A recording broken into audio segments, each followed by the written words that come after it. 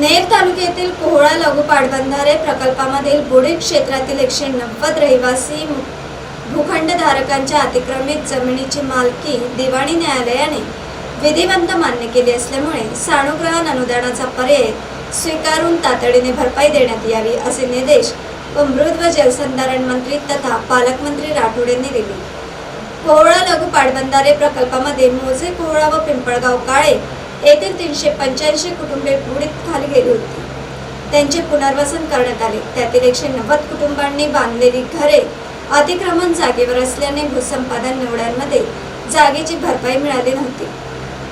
त्यामुळे 11 प्रकल्पग्रस्तांनी दिवाणी न्यायालयात दावा दाखल केला होता।